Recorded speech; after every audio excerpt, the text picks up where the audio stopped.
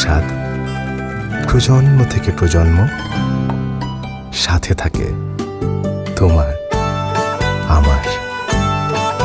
স্বাদ আর ভালো লাগায় সব সময় মিস্টার কুকি। আবারও দাম বৃদ্ধির তালিকায় মুরগি, সয়াবিন তেল, সাবান। মান বেড়ে 50 থেকে 400 টাকা বেড়েছে মশলার দাম। এক ধাক্কায় প্রচুর টাকা বেড়ে গেল সিগারেট ও বিড়ির দাম। এই ছিল মধ্যাহ্নের সংবাদ। খবর পাঠ করছিলাম